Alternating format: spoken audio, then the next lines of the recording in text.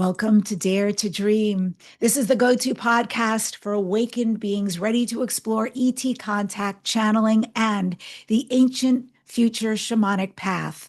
Today's guest is Laura Eisenhower, an intuitive astrologer, tarot reader, and global alchemist. And she is here today to reveal how astrology holds the keys to humanity's next great age. So stay with us. We're going to jump right into the conversation because you're going to discover the cosmic patterns that are shaping our now, shaping our future, how your personal signs connect with the greater universe. I find this conversation to be incredibly fascinating and helpful right now. So let's find out why these revelations matter for all of us and the choices we need to make. And I welcome the amazing Laura to Dare to Dream. Welcome back to the show, honey. It's so great to have you. It's so great to be here. Thank you so much for having me, Debbie. Yeah. And so I know you're busy because I we're friends also on social media, and I watch you and you're going here, here, here. And I'm asking a lot of my friends this because I see all of y'all's visibilities going massively up, events going up. What do you think is happening with humanity, with the planet, that there is so much relevance and need for your work right now?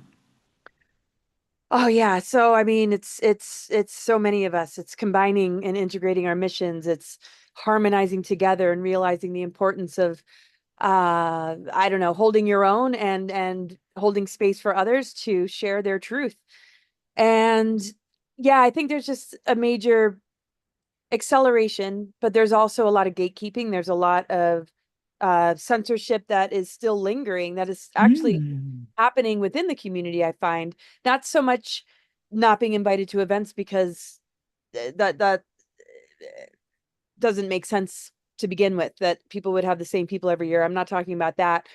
There's certain individuals that will ban if you question their narrative, if you ask questions about what they're talking about. And I think people are seeing through that. I'm not going to name any names, but that's usually a strong indication that somebody feels very threatened and they need to uphold something. And if anybody debates that, there's a discomfort. And to me, that insecurity shows that maybe that's not aligned with truth, because truth has a certain confidence, not ego confidence, but it just has a knowingness, and it welcomes questions, it welcomes debate, it understands the trauma that people are moving through. It understands also that we Mm. all get there in our own particular way at our own timing, and it's really built on unconditional love. So when I talk about truth, I don't feel a disconnection from unconditional love. There's truth as in facts, but when it comes to facts, we've been fed so many distortions, so much indoctrination and social engineering, so much rewritten history, that the best we can do is uh, put out what we've come across, what we've researched, put it out on the table, and have a mature discussion about it without being so attached. And I feel if there's any importance to my particular mission, is that I hold that strongly. That's so important to me.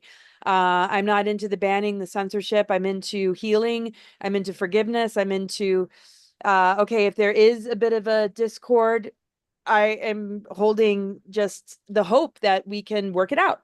That's how I am in partnerships and relationships. And when you see Mm. that somebody's not going to meet you on that level, you can't get entangled in the pain of it or the disappointment for too long. You got to move forward. And I feel there's a lot of us that have risen above or overcome a lot of the things that have crumbled, a lot of the divide and conquer that has infected. And I don't want to say this community because it's not a clique. It's more those that are a part of this, seeking, discovering, awakening, finding sovereignty. It's not limited to any sort of clique. It's something that we're experiencing on a collective level. But you know, those that have overcome the divide and conquer or the smear tactics or all these different things where that agenda streams through people that might be unconscious, might be just not fully integrated in their own soul-centeredness, that allow these energies to move through them, that people have risen above that. And if we can rise above it and still hold unconditional love and forgiveness, then I mean, I think that's where it's at. And that's what I'm hoping to see, even in the fall and crumbling of the deep state.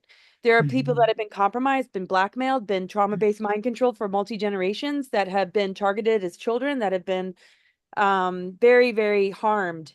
So do any good for us to cast it all the enemy or to reject it because it might still be entangled in all of that. So to the varying degrees that people are locked in that programming, what's really important to me is to just be able to see through it and be a compassionate witness and observer, for the hopes that it'll come back around and return to source, because every soul eventually gets there. And let's not be gatekeepers in some sort of spiritual arrogance that we are there and others aren't. I mean, we don't know their story. We don't know how entangled they are. We don't know the blackmail. We don't know if they're still being abducted. So I just don't like that kind of ranking. And I just think that the consistency in holding heart and compassion, and also checking ourselves and correcting ourselves when necessary with humility, is a good, transparent way to be, being authentic and also holding integrity as best as we can. So I'm not perfect, but that's most important to me. So I'll always hold myself in check to those standards. And when I speak about that, I really feel people feel a relief. You know, they don't have to believe what I'm saying. There's room to question it, debate it. They don't have to choose sides. They don't have to pick this person or choose me. I might call out some of the things that they talk about or present about, because I've always been calling out Anunnaki and some of the things I'm concerned about, never meant as an attack. But, you know, I just feel that my voice, along with many, we're all about the unity in the family. We're all about love being more important than the information, and coming together and acknowledging each other and seeing each other on a soul level. The information is secondary. You know, it's like, okay, let's see where this takes us, what kind of conversations come from it, how this might activate something, and maybe something stirring in you when you hear it. But the priority is we're healing, we love each other, and we're coming together, because that is the strongest and most important force right now. And it's the same thing with people who choose to do things that the psyops and false flags are telling them to do. That the love is stronger than the judgment of, oh, okay, you voted for that, you chose that. Like, we got to drop all of that. And that is what I feel is what so many are holding, what you're holding, what a lot of our colleagues are holding. And I think that's an unbreakable bond between each other, because that's the priority. So That's so beautiful. And because I know you and I've traveled to places and events and been on stage with you, and I can say, I think that's what most people experience when they first meet you. Not hear you on stage and your brilliance, but when they get to connect with you, I think everybody's kind of surprised, like, this is an amazing, loving human being. That was certainly my experience. You're so accessible. You walk and lead with that kindness and that connectiveness. So I love hearing you say this, and that even you check yourself, and we can check ourselves too, because it is really important, if you came here as a light worker, to be that, to do the work and find the light, find the love. And I imagine that's also in your chart somewhere, this ability that you have to connect and love and share. Is that right? well, I do have a lot of signs in Libra, a lot of the outer planets and personal planets all kind of lined up together. And yeah, so Libras tend to just be all about harmony, balance, justice, and one of the more shadow expressions, people pleasing sometimes. And Oh, that's you interesting. can't always do that. You know, sometimes you just got to draw the boundary. And but yeah, the love is always there. And every sign, has a lower shadow and a higher octave. And all signs are important, because when you look at the 12 houses, 12 signs, it corresponds with the 12 strands of DNA. It corresponds with the 12 stargates and the ley lines. All of it's connected to the multidimensional cosmos.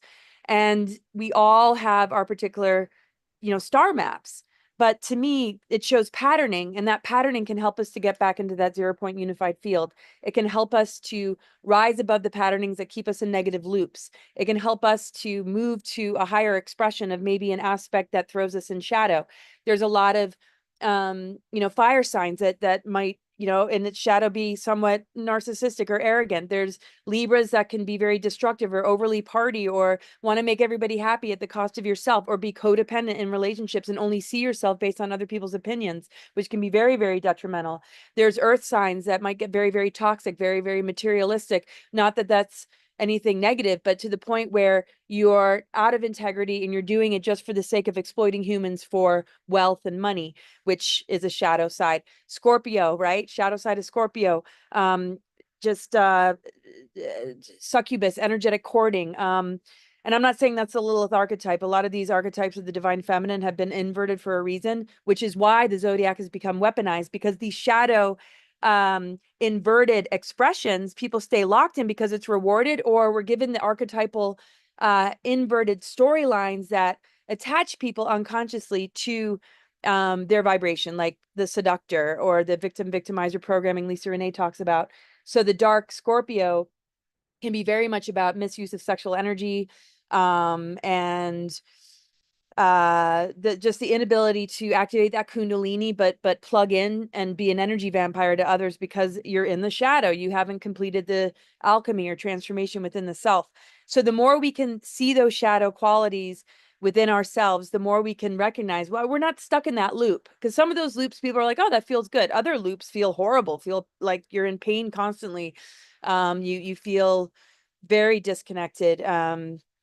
Nervous system tension, anxiety, depression, anger, you don't know where it's coming from.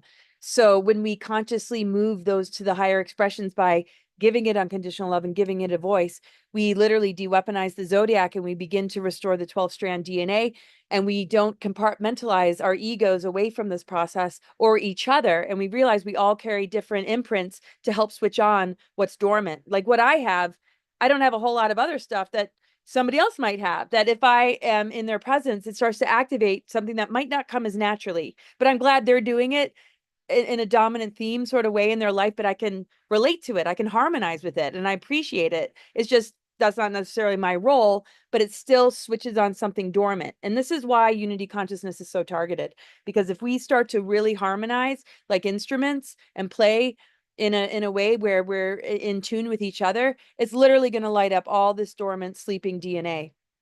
Mm-mm-mm. Wow. Amazing, Laura. So, what major planetary alignments right now are setting the stage for humanity's next chapter? What's going on there? Yeah, it's a really great question. So Saturn in Aries, Neptune in Aries, they're conjunct each other. So they moved out of Pisces recently. Saturn is the law of structure. When we think of dark Saturn's very much tyranny, control, Saturn moon matrix, just everything about inverted Saturn, Satanism, just false authority, right? So when we look at the underbelly of all that, which a lot of us have, there's a lot of very dark practices going on in order to maintain that control. The black cube of Saturn, just the harvesting and siphoning of energy, is basically, dark Saturn, which is limitation. It's like the seals and fences in our DNA that keep us from accessing our higher DNA because we're locked into the outer rules and outer authority. Now, some rules, of course, are important. So the higher octave of Saturn is self-mastery. Where do we apply disciplines in our life that help us to thrive? Maybe it's yoga, maybe it's a better diet, maybe it's getting exercise every day. That's responsibility, right? Responsibility to your children, responsibility, to your partner, until it doesn't make sense anymore. When Saturn becomes repressive and it becomes controlling and it becomes limiting, that's when we want to break the chains and honor the law of structure within ourselves to say, I can have mastery over this. You don't lose Saturn, but you're not bound to it to the point where you stunt your own growth, which is what the system likes to do. It wants to be in a dependency bond with this inverted system. But when we graduate beyond that, we're in self-mastery. We can see, okay, that makes sense, but that doesn't. I will not consent to that, but yeah, I'll go along with this. But it's not from the system, it's something more organic, connected to cosmic and natural law, or what your body is calling forth. Saturn rules the teeth and the bones, and the joints, and even hair, like hair growing, right? You can't look at it in the mirror and watch it grow. It's like nothing's happening, but you go back 2 weeks later, it's like, oh, my hair grew a little bit, or a couple months later, depending. So it's a slow and steady. It rules time, and also it builds a root system. So it might test people's patience, but it can also work to our benefit. You add Neptune to the mix, all of a sudden it's the structure that holds the multidimensional, the spiritual, the mystical. Neptune in its lower octave is self-undoing, addiction, and also archons, entities, and lower astral energies in the lower dimensions. And where Saturn might influence Neptune is to keep us in dogmas, false religions, belief systems that limit us. So now this conjunction is in Aries. The solar plexus of humans is basically like, that particular control matrix, control agenda, or dogma, or indoctrination, social engineering teaching is becoming much more clear instead of something you just go along with, right? So that kind of terminology might start to pop up in people's mind that might not have been there before. They believe in it, they go along with it, they defend it, they pass it down to their children, and there's nothing wrong with it, but where does it start to really impact you? So that's where pain comes in. That's where disease comes in. That's where disease is our friend, because it's literally trying to tell you, your body is trying to send you a message. You got to listen to it. Don't just take a pharmaceutical, don't just drug it, listen to it. So when people are really feeling their solar plexus just want to burst open and move on from the labels of political parties, of I'm Catholic, I'm this, I'm, and not all labels are necessarily negative, and labels aren't a terrible thing, but it seems like a big breakthrough of expansion. So the divine human is coming through in this particular time. There's, of course, the shadow expression, more belief systems, more false flags, psyops, whatever, to capture that creative imagination, infect it so it harvests and siphons to battery up artificial timelines. It's still alive, but it's becoming more and more obvious. So when people really embody this, they can see through it. They can say, I don't want that reality. I want to write a better script. So you've got that happening. Pluto in Aquarius, all the outer planets, Pluto, Neptune, and Uranus, are all in harmony with each other. That's very rare. So it shows in the astrology that we are in this ascension window, the 13th sign of Fiacus, December 30th to November 17th of every year. The law of alchemy literally takes us through the purification, the ether element, the divine mother, unconditional love of the mother coming in to purify and to help to collapse and dismantle these negative loops that keep us bound to this inverted matrix. So the Pluto in Aquarius is helping, but that it's got its shadow side too. Uranus moving into Gemini, a big blast of information breakthroughs, right? Where people are holding such a strong frequency of truth that it's being expressed through Gemini, ruled by Mercury, the magician, that literally, we see on social media people just having major like wake ups, or wow, okay, they're able to call things out. They're able to see through the lies and distortions. It's helping expression be more authentic to the higher self, because Uranus connects us with our higher self, and it connects with authenticity, but it's also the planet of shock and upheaval that leads to great awakening. So when it's blocked, it creates PTSD loops, it creates anxiety, it creates nervous system disruption that feels incredibly uncomfortable, until you give yourself permission to listen to something that might crush a certain programming that you've adopted. And that's why people have drastic shifts when they wake up. They lose friends, they don't speak as much to maybe family members, but it doesn't mean they're lost for good. It just means that you can't fit into that anymore. Uranus is like the wrecking ball.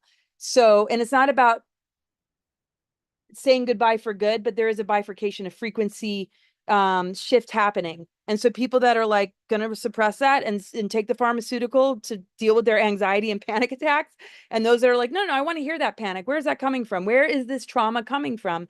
They're doing the inner work.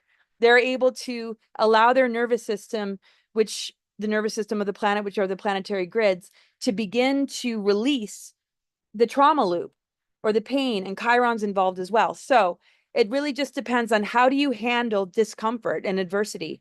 Can you get to know it? Can you speak to disease, discomfort, adversity, and see it as an opportunity to awaken? Or do you fear it and look outside of yourself for a solution that might suppress the very growth period that's in front of you? So that's the kind of times we're in. And are there zodiac signs? You mentioned quite a few in the beginning, but in this context, zodiac signs that are being most impacted in this current astrological cycle. And what lessons are these zodiac signs here to embody? I get it, like there's 12 signs. I could tell you what almost each of my houses is in. But let's just say, for the heck of it, if we go through, if Aries is really up or Cancer is really up, etc., right now in this cycle. And what does it mean? What are they here to learn or overcome, or maybe even put out into the world? Yeah. Oh, I just can only imagine your chart and how incredible it is. And oh man. Okay. So yeah, what is there to learn? So I mean, the Cancer energy, right? Why is the sign Cancer also associated with cancer. People get cancer. And when you look at what's happened to the mother energy, dark mother reversals, the whole planetary grid network with the reversal grid technology has put things in reversal. The mother womb, the Akma, I mean, the Baphomet, all the dark rituals, the mothers of darkness, which are connected to the 13 families, all that hijacking of the 13th flame has put that cancer energy into this inverted state that has actually hurt the body. The inner divine feminine has been in exile. The divine masculine has lost its ability to understand its role. It's been patriarchy. And it's not gender specific. Some women very much carry that patriarchal program, and men who have sensitivity sometimes are very berated or controlled by patriarchal type women. So it's not gender specific. It's just the imbalance. So that Cancerian energy, being a water sign connected to nurturing, when we work the lineage energy of the matriarchal side, when we understand the connection with the mitochondria DNA and how the mitochondria DNA connects with the ether, connects with the fifth element, and how that has moved out of reversal because of the Venus transits and Ophiuchus coming in, which is it's the Sophionic corrections of taking that inversion and correcting it. Now that energy is flowing. Now it's healing. Now that Cancerian energy is much more able to nurture, to be vulnerable with guardianship. Whether that's a good partner in your life or you holding your divine masculine as a guardian to your womb space, you're able to create much more consciously based in what you want to give birth to beyond biological children. So that Cancer energy, fourth house, has its very challenged aspect. And I see a lot of people when I do readings, it goes back generation to generation, and their mom might have been the biggest abuser to them, but she's in pain. She's been traumatized. She has no way to track the origins of that. And that, person comes in and is clearing all that forgiveness. And then, there's breakthroughs for some and some later on down the road. So Chiron has been a big one. Chiron has been squaring Mars and Pluto. And right now, I believe it's squaring Venus. And the Chiron squares are very difficult because the way we see it in society, right now, Pluto and Venus, that's a hard one. And it's on and off with Mars. So Chiron is wounds and pain and discomfort. So them knowing, because they understand the occult, they want to keep us from it, call it a pseudoscience, say it's demonic through religion, when it actually shows archetypes of that, it reveals everything. The Chiron squares, they know that we're moving through that as a humanity, that we need to feel it to heal it, that we need to really face the wounds. Chiron rules Ophiuchus. It's all about bringing it into the unconditional love of the mother, beyond the Cancer energy, but, into the Ophiuchus, into cosmic mother, right? The Cancerian is more, maybe Earth mother, just having this experience because it's beneath the chart, and anyway, which shows kind of our early upbringing, our relationship with our mother. Were we nurtured? How's our emotional health? How's our emotional development? So anyway, the Chiron squares, the way that they target it and create psyops, false flags, or weaponization of it is the gender confusion, that if you feel the discomfort of that Mars energy, that you will become confused instead of healing generations before in the programming that our generation carried and generations before of, maybe just stay home, get pregnant, father goes off to war, or the era of, I mean, it's just how to weaponize that so we're not really healing. People are like, I'm the bigger victim, and let's be proud of that. Let's join this movement and let's be angry at you because you're privileged or you got this and white people are bad. And all of this is a way to weaponize identity so that when we're standing in divine identity, which is what these times are about, we're lost in victimhood. We're lost in whatever's being pushed out there. Black Lives Matter. Well, of course they do, right? But how to create division in the healing process so that, no, this is the bigger victim right now, and all the attention needs to go here. But let's not talk about, the rest of all the traumas that we've all been through, and the fact that we've had past lives, we've been all sorts of things, and we can't just limit ourselves to this one body and incarnation as well. So it's not a full on, healing process. It's also the targeting of star seeds, put them on medication, belittle them, label people that are out there, turn people against them for whatever reason. So it's just taking the wounds and it's exacerbating the wound. It's creating an infection with the wound, and it's also creating false healing. Here's the avenue. Here's the movement to join. Here's the And now that Chiron is square Pluto is becoming very toxic. There's going to be a lot of casualties. The square means that there's tension between the healing process and what that planet represents. Pluto, Aquarius, transformation, awakening. And with the square, it's toxicity. It's the inversion of being able to really, really move that energy through and come out the other side. People are ashamed of their wounds. They don't want to talk about it. They're like, no, no, no, that's not me. And then they act out these personality characteristics that are in avoidance, blame, shame, victim game. So these are all tactics being thrown. And what we can do is be like, cut off the noise, feel into the pain, know it's temporary, and that will turn into diamond, jewels and crystals and crystalline energy, and connect us with the dragon lines and the crystalline grid, and that, you know, this discomfort is not something to project on the rest of your life. You know, Pluto is a portal. It's a birthing canal. It's the creative cauldron of creation. It's the mother womb, but it's turned into Hades. It's or the underworld is turned into hell. So it's going to be a little bit painful, but if we can move through it, breathe through it, we release what doesn't serve us and we rise. And people like you and myself and others that are listening, we've been there, down into those rabbit holes, the dark night of the soul, down into those really, you know, difficult initiations. But we know when we come out the other side, we're that much stronger, we're that much more clear. But you're not going to get that from your doctor. You're not going to get that in your early years from anybody that's necessarily going to validate it, unless you have a mother, unless you have friends who understand, unless you give yourself the time and space to shut it all off and go be with yourself and honor that initiation, that importance of connecting. And that's what I did growing up. I'm like, I'm out of here. Like I hit the road. I couldn't talk to anybody about it, but I knew if I project upon this, if I let their voices and their misinterpretation of me get into my space, I'm going to die. Like I cannot function in that energy. I have to go through this process, no matter how difficult it is, even if nobody understands. Because I remembered that, you know, in ancient times, this was revered. This was important. This was important for the planet. It was important for the earth. It was important for community, that we all hold space for each other when it's time to initiate.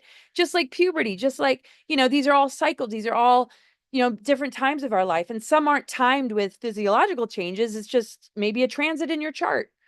So Powerful. Gosh, thank you. This is so powerful. And I want to take a quick pause here, my friends, and I want to invite you a little deeper into this work. First of all, thank you, Dr. Dean here, Access Consciousness. This podcast is sponsored by them.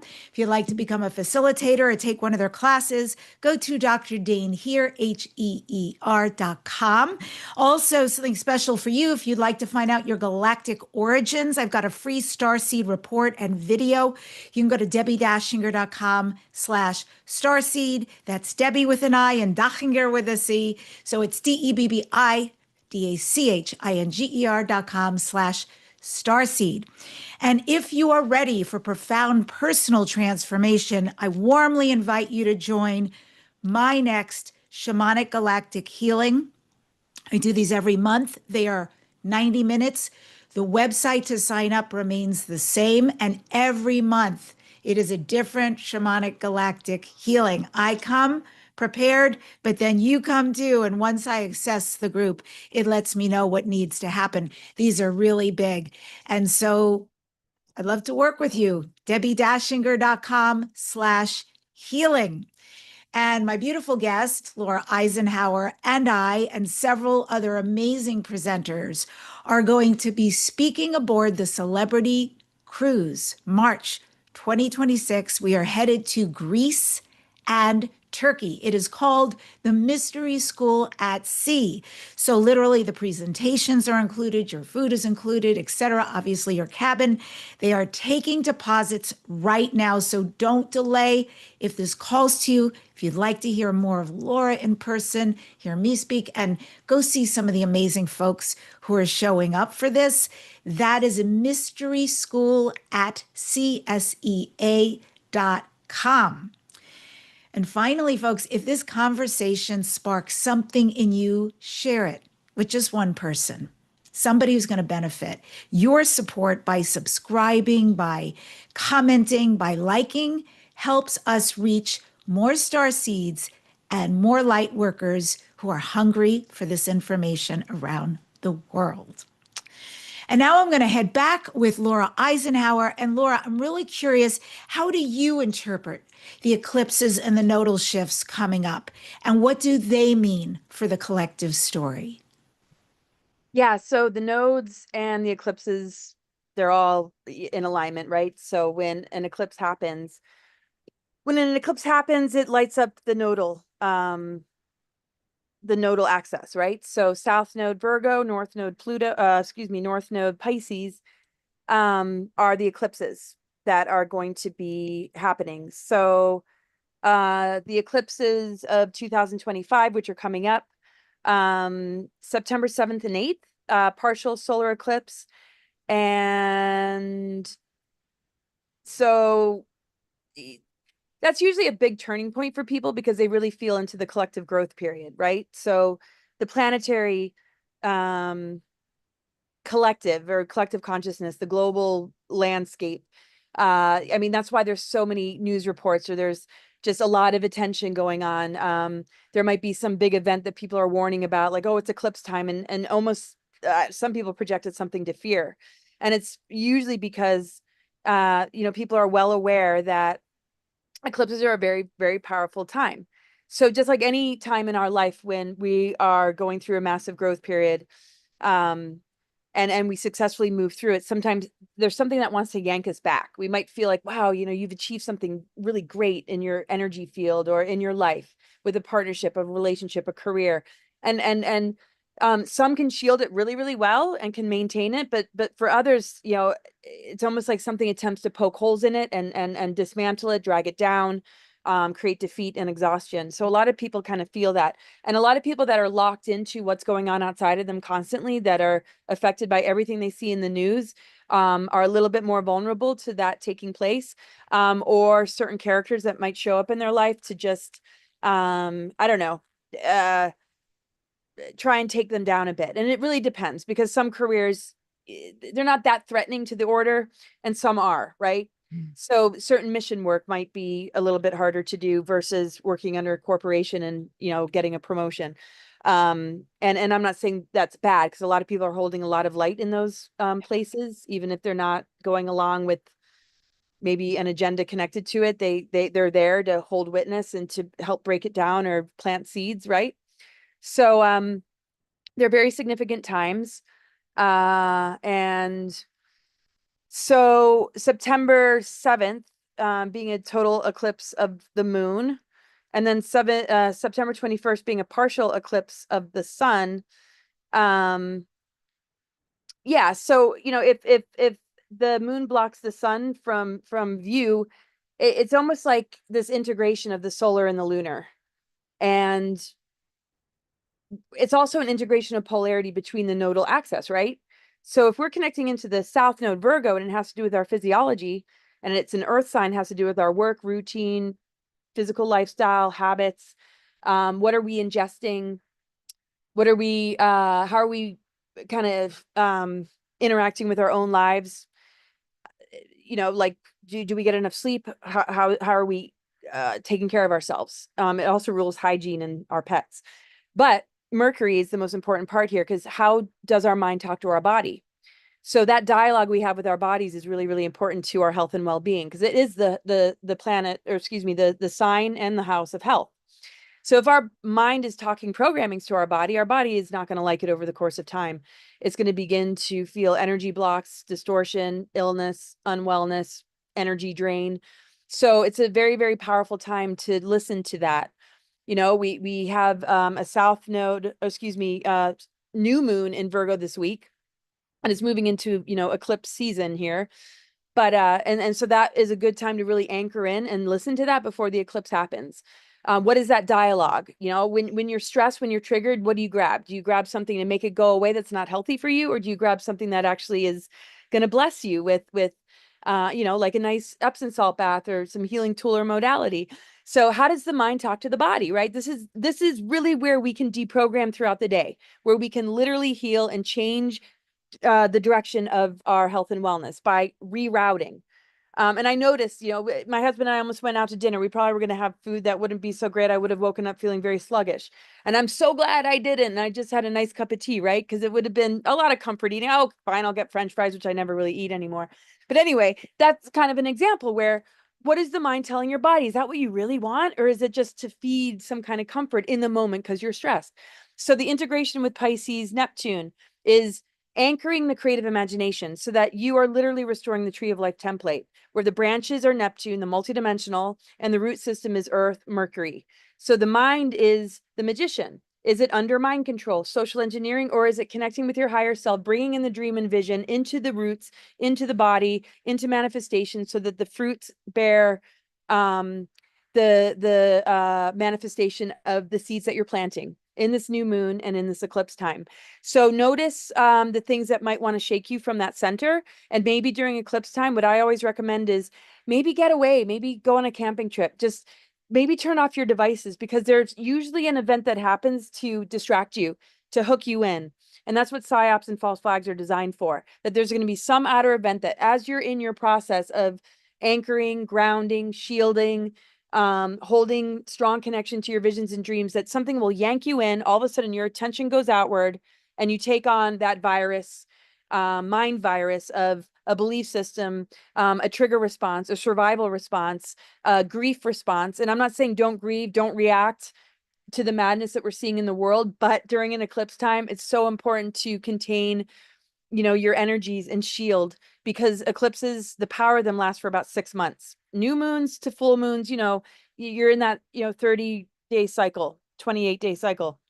But with eclipses, the energy lasts for about 6 months. So whatever you're really anchoring or whatever you're connecting to, whatever you're ingesting, might be something you keep noticing holds you for longer than you want. If it's something you don't want in your space versus something that you do, you might see the fruits of so much that you're anchoring right now to unfold for you for the next 6 months, versus something that you have to disentangle yourself from, that might get exacerbated by the fact that during this very important time, you've energetically corded into it, and even in your dreams or even unconsciously, it starts to tamper with the flow of energy that you want to preserve and protect during eclipses. Oh my gosh, the most moving part of that for me was when you talked about the tree of life and as it reflects to the being and as it reflects to creation and going up into the branches and making the choice that your branches are actually connected to source and bringing that down through you astrologically, cosmically into fruition, really into fruition. And that was it was quite beautiful allegory that you created there. And I could really feel that. And I love also so much what you're saying, Laura, because I feel like what you're talking about is important on a lot of different levels. It is very easy for people to feel the energy outside of ourselves, especially light workers, right? Because we are so, so sensitive. Mhm. And so, as incredibly sensitive beings, not only are we seeing things play out on the world stage, but we're feeling the wars, the mistreatment of women and children. We're feeling the insane politics. We're feeling the frustration of lies when we know the truth, and more. And I personally think it's so important, just what you said, to feel all the feels. Of course, we're human. We came here with feelings. Let that happen. Let that energy run through you, but then choose not to stay there once it's complete.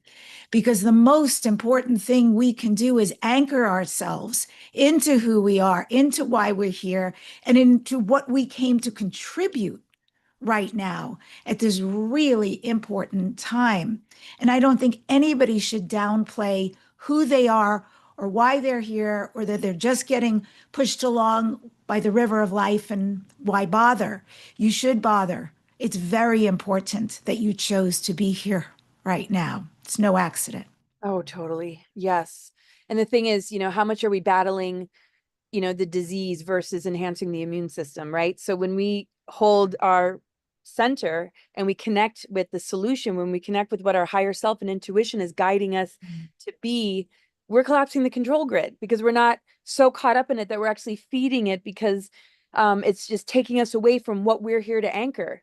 And that will offset it. And I think it's very hard for us to disconnect, because we think we're actually disconnecting as in not caring, but it's not a disconnect in that kind of way. It just means I'm not energetically corded to it. We realize that Mm. we came here for these times, and that we hold solution, and that our embodiment and staying in our power and being able to be guided by higher self and intuition will bring about the change we wish to see. It'll collapse the control grid. It will correct the reversals. It will begin to make it more and more difficult for these wars and genocides and atrocities to even take place, because it won't be able to anchor in anymore. And as long as we're really feeding into it, it's taking us away from enhancing the immune system. So, and that's the thing with like battling even disease.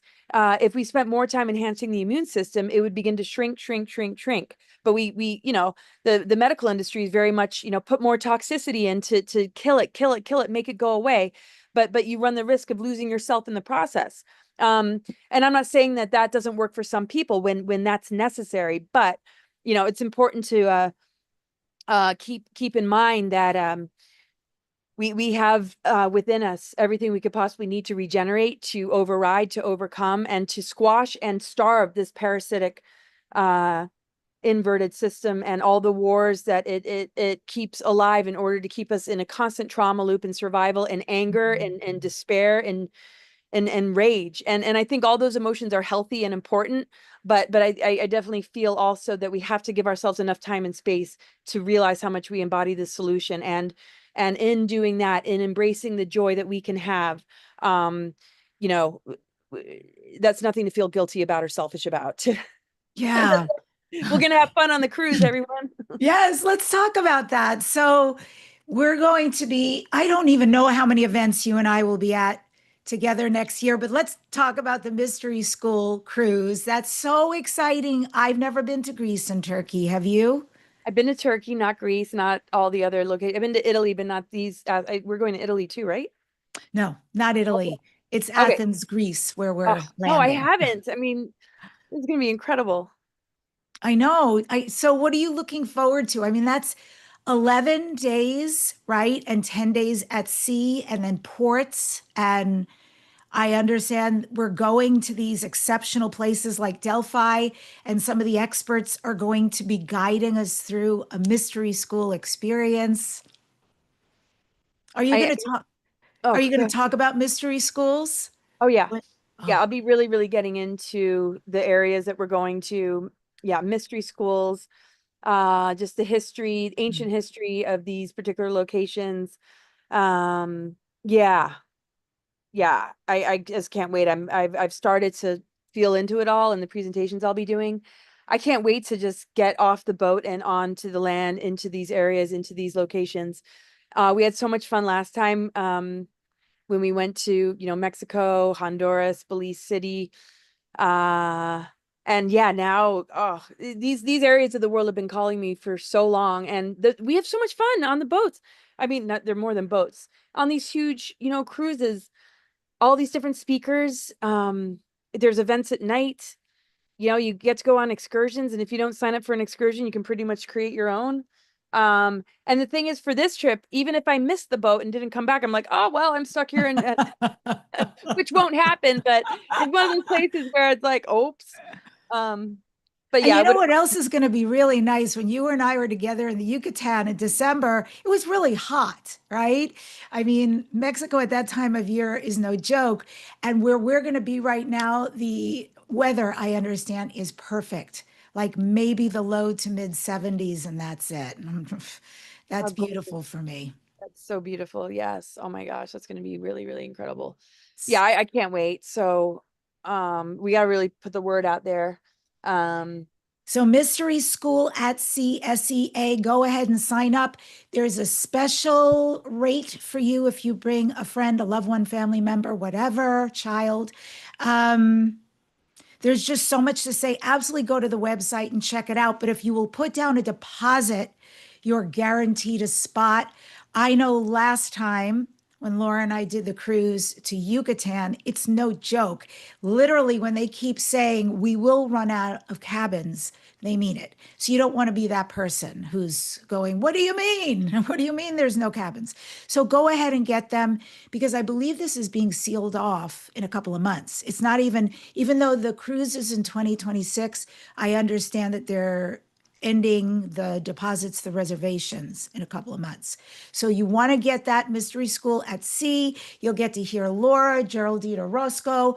I could go to the website and pull up all the names, but so could you. It's really worth checking out and then seeing all the amazing places we get to go to.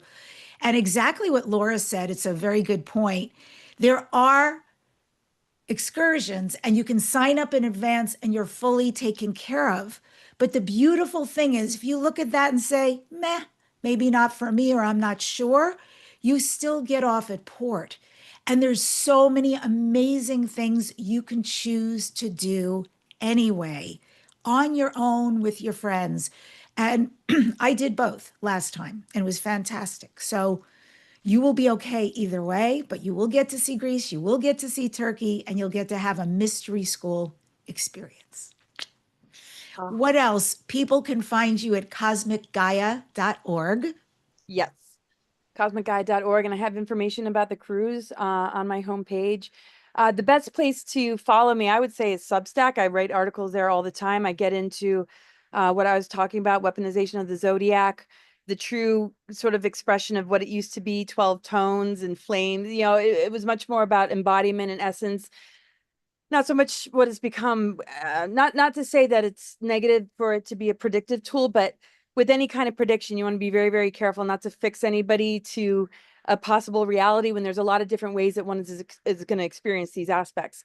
And we all have our own, you know, zodiac map, and it's unique, but we have all 12 houses. We have all elementals, earth, air, fire, water, ether, that exist within us. Just because we're called to carry a certain tone, flame, frequency doesn't mean that the other ones aren't within you to awaken.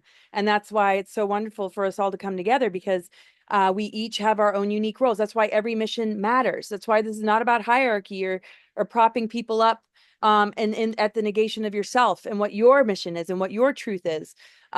So yeah, and what else is on my website? Yeah, I do a subscription thing where you can join Zoom calls. We just sort of talk and navigate the madness together. Uh, What yeah, gives you hope, Laura? What is ahead for us, for the earth, for the humans, etc., galactically, cosmically, or earthbound 3D?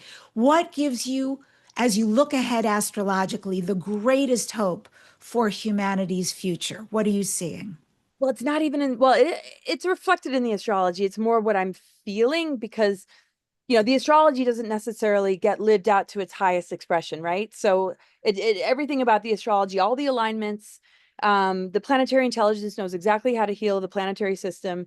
It knows exactly how to, you know, repair and correct itself from inversion, from invasion. So that the Sophionic corrections and all the different planetary alignments reveal that. The sun started moving through the 13th sign in 2010. The whole matrix was rigged to keep that tone out, because that would mean that the control matrix would collapse. That's why you were all about the 13 families and the dark mother reversals, because if divine mother actually returns and reclaims your body and begins to activate that core diamond sun, and the grids heal with all the grid workers that have been, you know, helping this anchor, and a lot of you that might not even know this terminology have been doing it just by living your truth and feeling called to certain locations. You are doing that grid work. That's what gives me, you know, a lot of hope. Knowing that the 13th sign every year, December 30th to December 30th to November 17th. November's sorry, November comes first. November 30th to December 17th. I'm like, what did I just say? Is when the sun moves through Ophiuchus, right?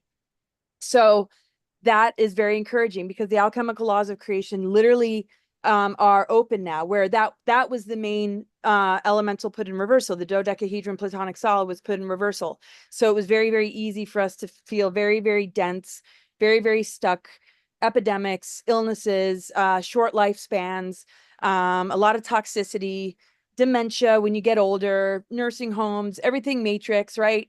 That's been the construct. So this alchemical law literally alchemizes that and wipes that clean. The outer planets are all in alignment. The eclipses with South Node Virgo, North Node Pisces is perfect for what's happened since 2019, 2020. To offset the bioweapons, to offset the 5G, to become the override frequency that literally de-weaponizes all dark weaponry that we do in our own embodiment, because we can connect with everything that collapses this, alchemizes it, and dismantles it. That gives me hope, because when people stand in their power, when they're aligned in their soul and in their heart, and really holding that unity consciousness, not in a way that means think like everybody else and put yourself in uncomfortable situations, but you understand something much more deeply in relationship to the rebuilding of the 12-strand DNA and beyond, how it relates to this process we're in, and the planetary intelligence giving us exactly what we need to do this in our own lives and to do it on a planetary level. I feel a lot more hope, because people, whether they understand astrology or not, are mindful, they're conscious, they're feeling what their intuition is telling them. They're not afraid of feeling into it in order to unlock the buried treasure. They're not afraid to clear ancestral lines. They're not afraid to see reality from a much more clear perspective, saying goodbye to the programming, saying goodbye to the institutions or the individuals in their lives that might bind them to withhold that without a lot of judgment and a lot of projection, that you're able to move on and see this much bigger picture. And I see that every day. And so the people, my friends, the connections that have endured, like with you and others that we know, gives me a lot of hope, because there's been a lot of smear campaigns and a lot of disruption. And you sometimes wonder, oh my God, are we still good? Is everything okay? And then, I see you and I see your smile and I see others at events. And that just gives me hope, because they can throw all that they want, but there's something that they can't have that's incorruptible, that we all hold deeply within our hearts and souls. And every single person has it. You just might not have found it yet if you're still caught up in the negative ego or whatever. And I know every single soul has it. And it just encourages me to know that whatever adversity that strikes, whatever disease, whatever that you consider to be unfortunate or misfortune, isn't at all. And you're on the brink of a major breakthrough, and it's going to take you home, and you're going to realize the blessing that it all provides, and the reason why it showed up. And the more I see that, the more hope I feel. All the planetary alignments are absolutely incredible, but they also plan a new world order functioning on the same kind of planetary alignments we're seeing, in the hopes that we would slip into the shadow. We would be dependent on a system that would continue to throw us waves of psyops and false flags to give us a false sense of comfort, security, which would have robbed us from the massive awakening and reclamation of sovereignty that is in front of us. And I don't see that they're successful at all. And I see it dismantling every day. And it's through us that it's happening. And we don't have to wait on disclosure or ascension. It's something that is moving through us. And it's something that we are reclaiming through remembrance, not through achievement. Oh, mic drop. Through remembrance, to reclaim and to stand in who you are. So many messages here today.